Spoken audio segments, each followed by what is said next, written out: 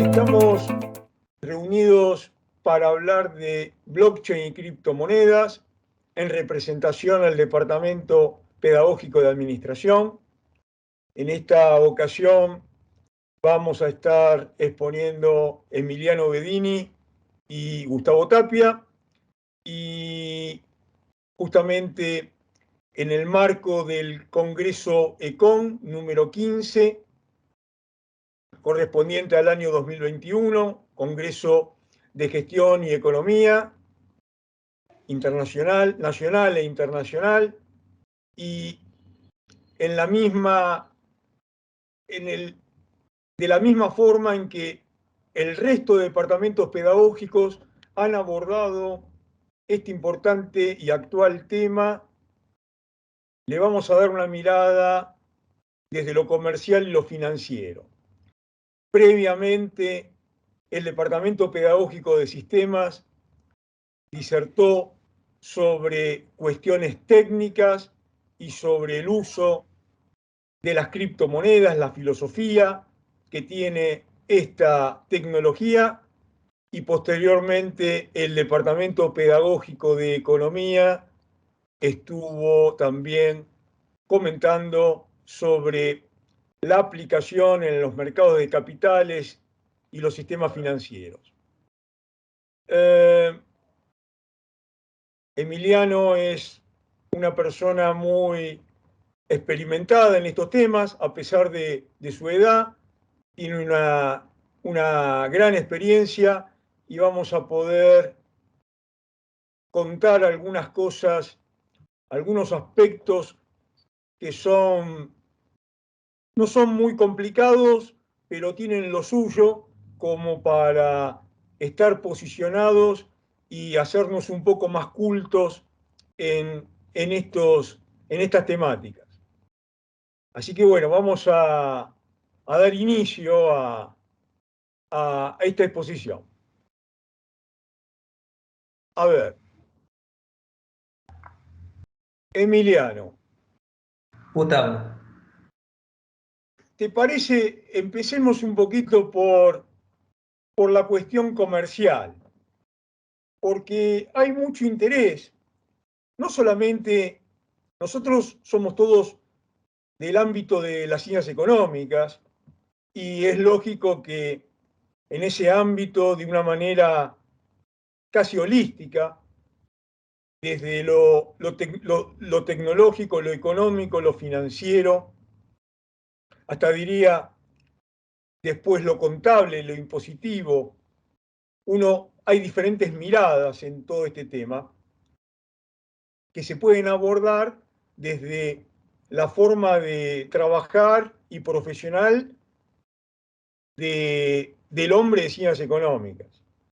Pero el tema de blockchain y criptomonedas es un tema de una trascendencia interdisciplinaria. Otras profesiones, otras actividades también piensan en un uso muy intensivo que dan estas tecnologías. E incluso, fuera de las profesiones y las actividades, yo diría el hombre común, un hombre culto o un hombre que quiere operar, hasta podríamos decir el comerciante, el que quiere llevar adelante una transacción, hacer una operación de comprar o vender un bien o prestar un servicio, está atravesado por la cuestión del blockchain y de las criptomonedas. Entonces, ¿qué mejor que empezar con esa cuestión, ¿no? Es decir, estamos dirigiendo nuestro mensaje a la comunidad de ciencias económicas, pero también nuestro granito de arena a explicar cómo funciona de una manera completa, real, verdadera, en esencia, cómo funcionan las criptomonedas cuando uno hace una operación de comprar y vender. Y a partir de allí, bueno, empecemos a repensar qué posibilidades tenemos. sobre esa base, ¿no? A ver, Emiliano, ¿qué te parece? Bien, bien. Una operación de compra o venta de cripto va a depender mucho también de qué cripto se esté hablando, ¿no? En principio, si charlamos de la más habitual, que sería la más conocida, Bitcoin o Ethereum, en ese caso existen posibilidades del minado, que es algo también un tema bastante interesante. ¿Qué significa eso de minado? Bueno, que alguien para poder comprar una moneda, previamente esa moneda tiene que haber existido. Tal como existen los bancos centrales a lo largo de todo este territorio en el mundo, los bancos centrales que van lanzando emisiones de su moneda fiduciaria, bueno, el propio sistema, ya sea el sistema de Bitcoin o podría ser la red de Ethereum, lo que hace es ir lanzando esa moneda. Y esa moneda la va generando también como para los mineros, y los mineros van distribuyéndolas a diferentes personas. Existen distintas maneras de hacerse con una moneda y cuando uno la busca a través de la compra significa que la moneda ya existía con anterioridad. La compra y la venta de la moneda no tiene mucha dificultad, puesto que es un acuerdo entre partes, que estas partes fijan un precio de transferencia sobre ese activo. Ese precio puede estar fijado por las partes, como decía, y se puede realizar independientemente de los valores de cotización que proponen las diferentes plataformas. Para eso, lo único que hace falta hoy en día, y creo que también parte de allí un poco esta revolución tecnológica, es tener acceso a un teléfono celular, a un smartphone. Uno teniendo un smartphone puede acceder a una cuenta, a una billetera digital, en donde puede tener los fondos. Existen varios tipos de billetera que alguno de nuestros colegas estuvo comentando. Estos tipos de billeteras lo que hacen es poder alojar este activo. Este activo que lo definimos como una cripto. Esta cripto, una vez que se aloja en la billetera, basta con hacer una foto con un código QR y ya esa transacción queda validada en algunos minutos, en algunos segundos. Va a depender del tráfico que pueda tener esa red, en donde la red que existe o que valida estas transacciones en términos internacionales la soportan los mineros. Los mineros que son esas personas que ofrecen capacidad de cómputo hacia la red para poder validar las transacciones. Así como una entidad financiera valida las transacciones de diversas maneras, o la casa de moneda en su moneda fiduciaria tiene algunos métodos de seguridad para que ésta no se duplique, existe lo mismo en términos tecnológicos. Y esta rama de la tecnología, este libro blockchain en donde se registran estas transacciones, es inmutable, puesto que la descentralización, una palabra muy clave cuando charlamos también de estos conceptos, hace que la validación no ocurra en un único lugar, sino que la validación sea aleatoriamente dentro de todo el territorio, que en este caso es el mundo. O sea que puede haber un minero en Rusia, otro minero en Estados Unidos, otro en China, otro en Argentina, otro en Uruguay, otro en Brasil, que validaron por ofrecer su capacidad de cómputo a la transacción que tuve con Gustavo, que quería comprar una cripto y Emiliano la quería vender. Es decir Entonces, que, es sí, decir que adelante. pueden participar muchos mineros en una única operación. Es lo recomendable. La propia red va ajustándose, son temas un tanto más técnicos, sin embargo, mínimamente tiene que haber un cupo de mineros que la validaron. Es decir, que supuestamente en Ether, en Ethereum, la moneda es Ether, tiene que haber mínimo de 13, 14 validaciones. Eso no quita que pueda haber, por el hecho de simplicidad en un bloque, de capacidad, mucha capacidad de cómputo ofrecida, que el bloque o la transacción tenga una validación que sea superior y que no haya sido 13 y si no hayan sido 27, 30, que hayan alcanzado a descubrir en el mismo momento esa transacción, ¿no? Y la hayan validado a través de esta capacidad computacional para no meternos en temas un tanto más técnicos acerca de cómo se realiza eso, ¿no? Que es el proceso de hasheado que se puede decir. Bien, perfecto. Bueno, y Entonces, Gus, para aclarar un poco ahí el tema y cerrar esta parte de compra-venta, vos querías comprar, yo quería vender. Suponete que hoy, al precio que valga Bitcoin, en el día que estemos, ¿sí? El precio que valga Bitcoin, bueno, con Gustavo dijimos, cambiamos. Yo quiero vender un Bitcoin y Gustavo quiere comprar un Bitcoin. Bueno, Gustavo lo cambiamos por este estetoscopio que vos tenías del doctor René Favaloro, por ejemplo.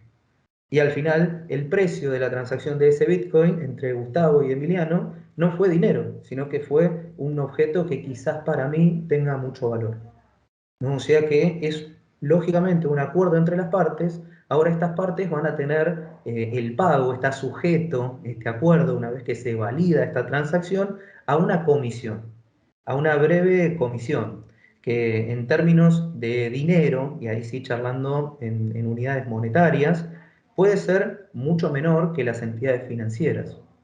Y eso también contribuye a este sentido, a este juego de la revolución tecnológica que trae blockchain con las criptomonedas. ¿Y por qué menor? Termina siendo menor puesto que está relacionado con el mismo protocolo, ¿no? El mismo protocolo va asignando ahí un valor a esa transacción. Cuando, por ejemplo, las transacciones son muchas, ocurre que la capacidad que tiene la red se puede ver afectada o saturada y lo que hace es como cobrar comisiones más altas.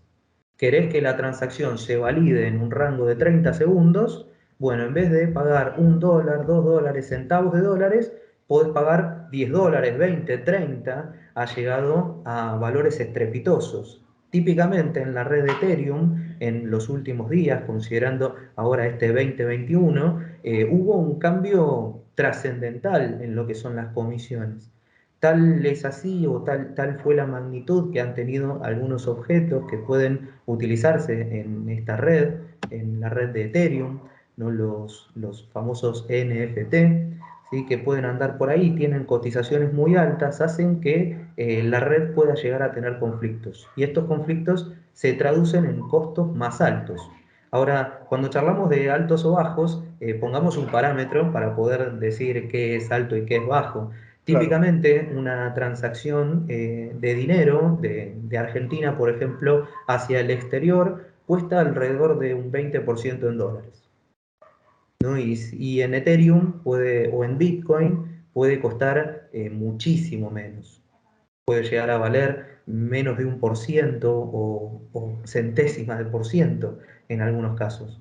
Pero bueno, hay que tener en cuenta también que en este caso sí estamos comparando la comisión en términos de unidades monetarias y la transacción que tuvimos comercialmente entre Gustavo y yo, la podemos medir también en unidades monetarias o la podemos medir en otro objeto. Es un intercambio al estilo trueque, quizás. Trocamos ahí una moneda digital por un objeto que podía ser muy preciado.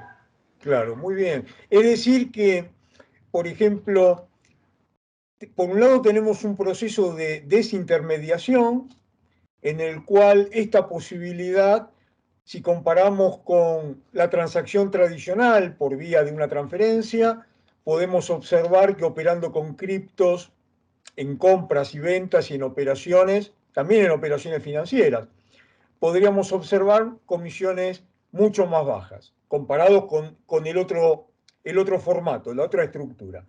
Pero dentro del mismo sistema cripto, también podemos encontrar dispersiones y volatilidades en el valor de las comisiones dependiendo de la cantidad de mineros o de la cantidad de gente que Transacciones. participa en ese proyecto, en ese proceso. Exacto, exacto. Lo que ocurre, o lo típico que vino demostrando la propia red, ya que a través de su código, su fuente, su madre, empezó a tener estas reacciones, ¿no? Que vienen dadas por movimientos que acompañan el volumen de su precio. A la hora de hacer más transacciones y hacerse más conocida la moneda, viene aparejado o trae como consecuencia un aumento en su precio.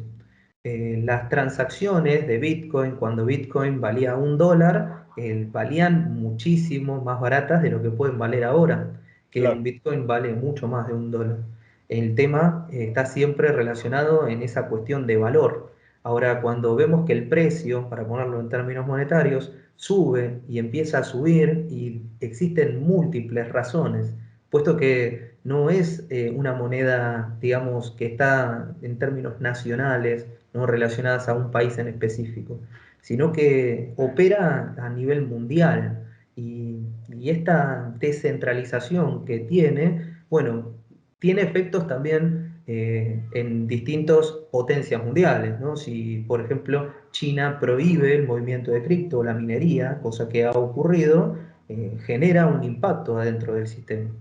Claro. Si Estados Unidos rechaza o aprueba el hecho de que bolsas de valores tengan ahí por sus distintos brokers negocios a través de criptoactivos, también genera un impacto, ¿no? Y estas cosas en simultáneo, las correlaciones hacen, bueno, que su precio pueda oscilar. Y volviendo a la relación del precio, es un acuerdo entre las partes, ¿no? Y por eso también puede haber un precio en un exchange, ¿no? En Estados Unidos, puede haber otro precio en Argentina, otro precio en Brasil, y todos medidos, ¿no? En la misma unidad. Decimos, bueno, tomemos euros y comparamos ahí lo que puede ocurrir en España, las cotizaciones que estén en España, las cotizaciones que estén en Argentina, medidas en euros. Es ¿No? decir, Y esa empieza a relación. haber un arbitraje entre diferentes bienes y monedas con relación a las cripto. Pero vos fíjate una cosa, ahora vamos a llegar a ese punto de la oferta y la demanda, que en definitiva es la que va a validar o a concretar un precio que tenga la cripto. Pero antes de eso, también está la posibilidad, una cosa es hacer una operación de una parte a otra, una parte vendedora, una parte compradora, fijan, se ponen de acuerdo en cuál es el precio en bitcoins y hacen la transacción. Pero otra cosa diferente es apoyándonos también en el blockchain y en esta posibilidad que dan las cripto de hacer un contrato a plazo. Es decir, yo, por ejemplo, puedo hacer un desarrollo inmobiliario o puedo vender algún commodity como soja o puedo prestar algún servicio en el futuro. Me comprometo a prestar un servicio en el futuro. Y no lo tengo por qué pagar hoy o concretar hoy, pero sí hoy me puedo comprometer a que eso va a valer tanta cantidad de bitcoins o de Ethereum, ¿no? Exacto, Entonces, exacto. esas operaciones se registran cuando se pagan o se registran antes. Esas operaciones se registran, son los contratos inteligentes. Ahí se asigna un número de bloque a ese tipo de contrato y ese contrato tiene una transacción y lleva partes, ¿no? Hay una parte que es el registro de ese contrato y hay otra parte que es la resolución de ese contrato, que eso Ajá. ocurrirá en una fecha especificada en el propio contrato.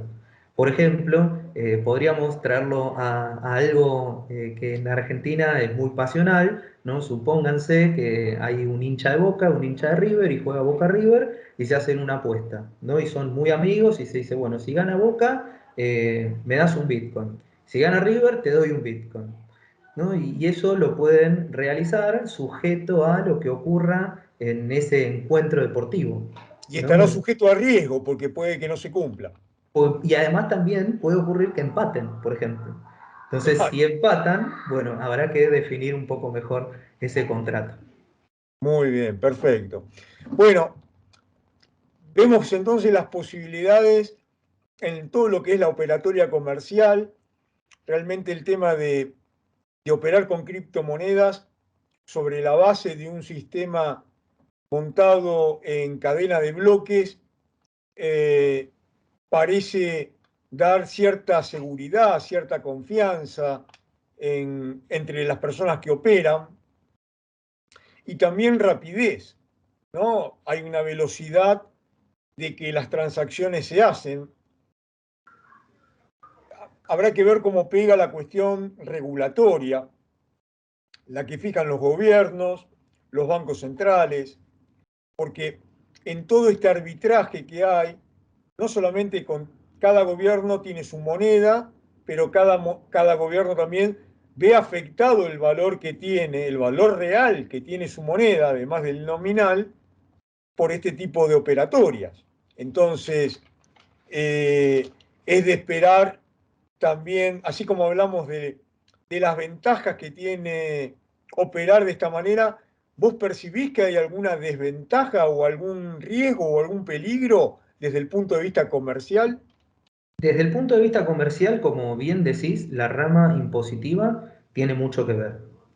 No es lo mismo una persona física que una persona de existencia ideal, una empresa que Eso lo vamos a esté. dejar para el departamento de impuestos después. Bien, bien, que va a pasar ahí cada una de sus relaciones. Entonces, comercialmente existe ahí el tema de la declaración, que como bien dijiste, no todos los lugares en el mundo tienen muy en claro el tema regulatorio. Entonces, al inicio del mundo de las criptomonedas, se lo asemejaba mucho a operaciones de terrorismo, financiamiento de operaciones ilícitas y demás, cosa que puede ocurrir, como también ocurre con el dinero fiduciario, Claro, ¿no? Con Entonces, con otros dineros también puede ocurrir lo mismo. puede ocurrir lo mismo, ¿no? ¿Y cómo es el proceso aquí para, cuando se hacen operaciones, sean comerciales o financieras, de identificación de las partes? ¿Se Sí. identifican las partes? ¿Sabemos quiénes son los que están operando atrás de una Eh, compra y una venta? Es un poco complejo el caso. A través de la compra y una venta, lo que se puede saber en el registro público, que es la blockchain, que tenemos ahí de cada moneda, Bitcoin o Ether, podríamos analizar. Bueno, en ese registro vamos a encontrar la dirección de una billetera electrónica, tal como si fuera una CBU en Argentina, una Claro, clave bancaria única, un alias que se empezó a usar también en el sistema financiero. Se va a encontrar una dirección de una billetera electrónica. Voy a decir, esta dirección, si estamos en la red de Ethereum, 0x, y ahí sigue con un montón de caracteres, algunos en mayúscula, otros numéricos, y termina, ahora no recuerdo precisamente cuántos caracteres son, pero son bastantes. Más de sí, 20 sí. caracteres son. Y es lo que se puede ver. Ahora, es un desafío, ¿no? Decir, esa billetera que arranca en 0x y termina en F900, le corresponde a Emiliano. Pero es factible de Es determinar, posible, claro que sí, porque si porque no, ¿cómo se van a cobrar o los impuestos o cómo se va a regular si una operación, puede que alguna operación, desde el punto de vista comercial, se pueda llevar adelante o esté permitida, pero que también necesite de la convalidación de un tercero? bien, eso podría hacerse en la medida que uno exteriorice que esa es su billetera. Entonces, una empresa exterioriza que la billetera que termina en F900 y arrancaba en 0x es de la empresa EMI SRL. Entonces, de esa manera queda registrado todas las transacciones. Al fisco, en términos de auditoría, le sería muy sencillo determinar el saldo de esa billetera, puesto que entra a la blockchain y lo puede leer, las operaciones que tuvo, los montos que se movieron en el periodo analizado, puesto Claro, que está todo registrado. pero por eso no es tan solo una cuestión de fiscal, de cobrar impuestos, también es una cuestión de unidad financiera, de control. Exacto, Digamos que exacto. sobre capitales que estén declarados o que una persona pueda justificar que tiene los fondos para hacer alguna operatoria, etcétera, porque si no, digamos, quizás esta sea una de las cosas que tengan algún tipo de cambio de acá en adelante, justamente por las preocupaciones por el financiamiento de este tipo de actividades, ¿no? De una manera, si se puede decir, genuina también, Exacto, porque son financiaciones que están bien respaldadas. exacto.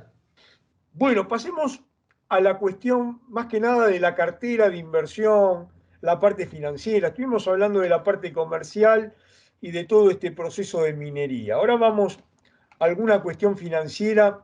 Yo te quería preguntar, a veces nos toca armar una cartera de inversión o nos toca calificar, evaluar a una empresa que tiene una cartera de inversión. Tenemos diferentes roles. Y vamos a suponer que una parte de esa cartera está en criptomonedas. Yo diría, una cosa es tener como activo financiero, vamos a poner 3 niveles, así de, vamos a clasificar en 3 categorías de activos para que se vea claro a dónde apuntamos.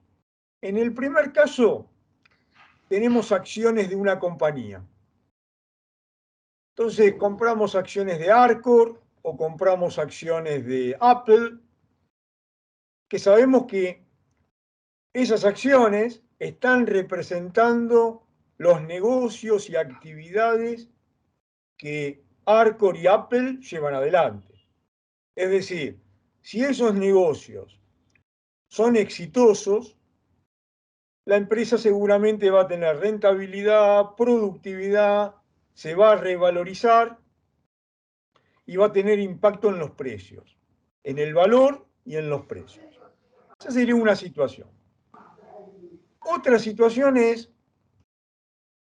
tenemos acciones de Apple o de Arcor en una cartera, pero lo tenemos atado a alguna criptomoneda.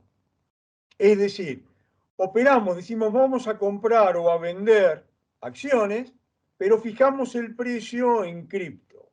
Es decir, que esas acciones van a estar afectadas por sus propios negocios, pero vamos a determinar de alguna manera algún arbitraje o algún concepto que la ligue con la criptomoneda. Y una tercera situación donde el activo financiero es solo la criptomoneda. Es decir, es como tener dólares o euros o tener pesos. No tengo ningún activo en particular. Yo quería plantear estos 3 activos de manera diferente, porque para que quede claro que el activo que es solo criptomonedas no tiene activo subyacente. Exacto. Y sin embargo, notamos que a partir de la volatilidad que tiene, puede subir o bajar mucho en función de la oferta y demanda que tenga la cripto. Entonces uno diría, es razonable que si un activo tiene mucha más demanda, aumente su precio. Pero ¿qué límite tiene? ¿Cómo sé que si eso no es una burbuja o es un número que todavía tiene más para crecer? Vos recién estabas diciendo, una cosa es que un país como China no permita que haya más cripto porque afecta el proceso de minería. Bueno, uno podría decir, si no lo permite o si lo permite, afecta la oferta y la demanda.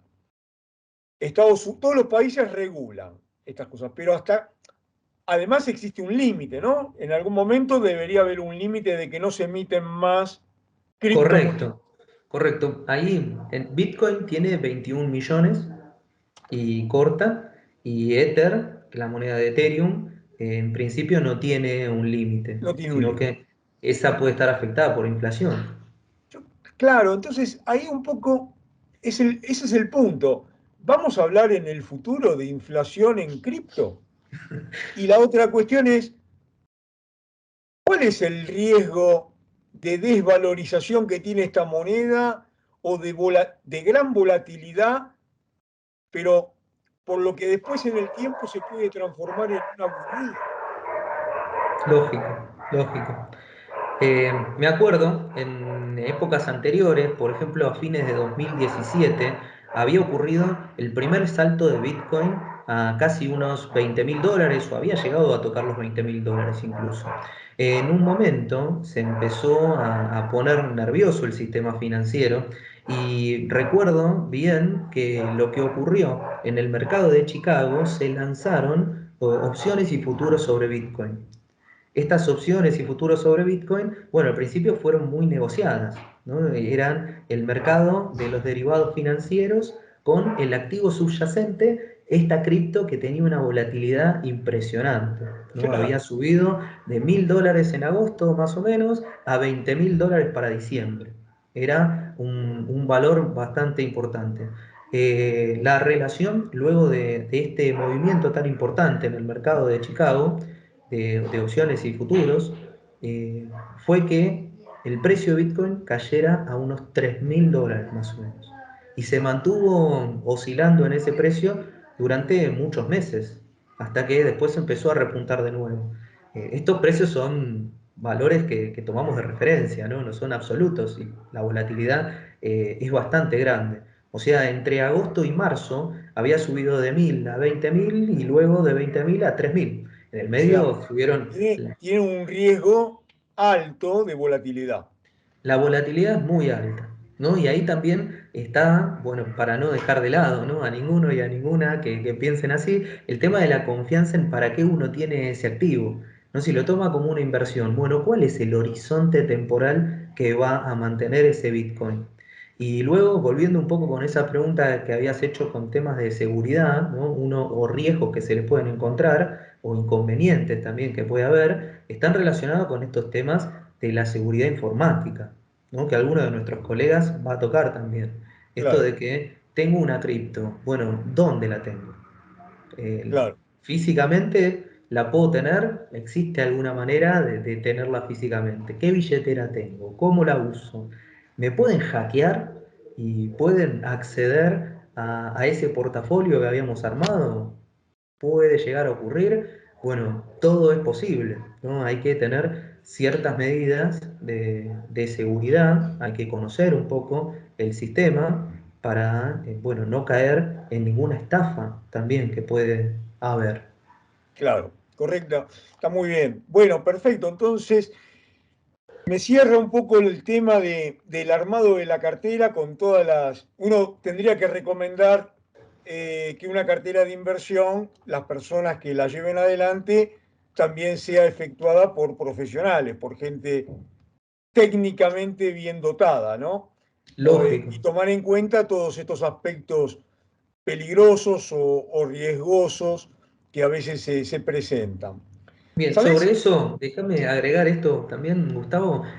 Hay ahora un tema muy que está de moda, que es el trading algorítmico, ¿no? En donde hay desarrolladores, programadores y programadoras que tipean algunos códigos y aprovechan estos arbitrajes, estos valores diferentes en los distintos mercados para que automáticamente se opere y no haya, hay un profesional detrás. Bueno, cuidado con eso, porque a veces los códigos pueden fallar. ¿No? Claro, Y los diferentes sistemas, ¿sí? Tienen una manera de hipervínculos, de lugares en donde aparece el dato y el código lo andaba buscando por la izquierda y la página cambió y ahora aparece por la derecha y tomó mal los datos y bueno, y esas transacciones pueden llegar a tener inconvenientes. No digo que sea lo habitual, pero digo que también hay que tener un poco de cuidado y retomo con esto que dijiste, que es fundamental, le doy énfasis a tener personal idóneo, ¿no? claro. Personas que estén capacitadas. Te daba una última pregunta, una última cuestión o comentario sobre el tema. Eh, Queda claro que además de las partes que están intervinientes, la parte que compra, la parte que vende, los que operan, hay todo un clúster, todo un conjunto de agentes que ya en la parte económica se han citado, pero yo quería decir, no podemos dejar de lado de que los sistemas de pagos que usan los bancos, que usan las marcas de tarjetas de crédito, que usan las plataformas, por ejemplo, algunas plataformas financieras, y que operan con criptomonedas, son parte activa, tienen un rol protagónico en toda esta actividad. Pensemos en que una empresa que decide no operar con Bitcoin o con cripto puede quedar literalmente fuera del mercado. Un banco que no adapta sus plataformas, una compañía de seguros que no permite, que no opera o no permite hacer transacciones de seguros con cripto, puede quedar totalmente, puede perder parte del mercado que es absorbido por otros, porque, digamos, hay una elección y hay toda una cultura para llevar esto adelante. A mí me parece que no solamente tenemos que pensar en la cuestión comercial del trading, en la cuestión financiera de ganar dinero o especular, sino también en el soporte de la actividad, que es una cuestión meramente instrumental, pero que es de vital importancia. Tiene que ver con la inclusión financiera, ¿no? Operar de esta manera. ¿Qué pensás al respecto? Sí, totalmente. La inclusión financiera es una cuota pendiente que tuvieron las entidades bancarias, o por lo menos en mi experiencia vital, una cuota bastante pendiente entre las distintas entidades financieras. Más vale decir que no hace mucho, acá una plataforma, para no ponerle nombre, que todo el mundo conoce, empezó a aceptar pagos con el código QR, que si bien las cripto los tienen desde su origen, acá no salió por los bancos, sino que el código QR se hizo conocido por otra entidad que no es bancaria, pero fue mutando un poco y todavía está en algunos grises que no se sabe bien hacia dónde va. Es bancaria, es financiera, está regulada por el Banco Central, por la CNB, puede hacer un préstamo, no lo puede hacer, que también comió un poco lo que es la cuota de mercado que tuvieron esta falencia que tuvieron en el sistema financiero, ¿no? Esta relación en que los bancos se olvidaron un poco, o quizás sacaron algo más tarde, este código QR. Claro, ¿Sí? Y en este caso, la inclusión financiera parte por el hecho de la revolución en el teléfono, ¿no? Antes uno necesitaba una tarjeta de débito y para eso necesitaba una admisión, sacar una cuenta, hacer algún papel y demás. Y en el mundo cripto basta con tener un teléfono, bajarse una app, validar algunos datos, registrarse, hacer una billetera, tener una billetera y empezar a realizar transacciones. claro. Entonces, como bien decís, si las entidades financieras tradicionales no se ayornan un poco a los cambios tecnológicos que vienen sucediendo en términos exponenciales, ¿no? ¿Quién iba a pensar que en tan poco tiempo los autos ya se anden manejando solos, o bueno, o haya aspiradoras que anden por la casa en términos automáticos, bueno, robótica y demás cuestiones que nos hacen dar cuenta que estamos en una En segunda otro, mitad del tablero del ajedrez, ¿no? Ya pasando. uno diría, es la tecnología, ¿no? Es la O sea, tecnología no se lo que puede, avanza. claro, exactamente. Y hubiera dicho otra palabra, en una época me acuerdo de Clinton y Yeltsin, que uno decía, es la economía, estúpido, decía, en ese momento. Ahora uno diría lo mismo, pero en relación es la Es tecnología. la tecnología, Así ¿sí? que es así. Es lo que viene. Agrego este comentario para cerrar la anécdota. ¿Cuánto hace que hemos pasado de un pendrive de 256 megas, capaz? No sé si alguna vez tuviste la oportunidad de tener uno así, a otros que tienen una capacidad impresionante, ¿no? Ni hablar Correcto, de escuchar música, son cosas distintas, ¿no? En un CD o en un pendrive o directamente en la nube, ¿no? claro. Y esta cuestión de datos, que es muy importante, que anda dando vuelta, que saber bien qué son las cookies, ¿no? Y todos estos aportes que en el mundo cripto son muy interesantes. Correcto, sí. Y todo esto que estás diciendo en el mundo de las monedas cripto, y con el soporte de blockchain, está marcando todo este cambio cultural que nos toca, que estamos atravesando, ¿no? Que nos toca vivir. Emiliano, muy completa tu exposición. Muchas gracias. Lo mismo digo, Gustavo. Gracias a vos por Y por la participación, la invitación. por favor, ¿no? En nombre del Departamento Pedagógico de Administración, vamos a hacer nuestro aporte de granito de arena al tema y a esta icona en particular. Muchas gracias, Emiliano. Gracias, Gustavo. Chao, chao, hasta Saludos. luego.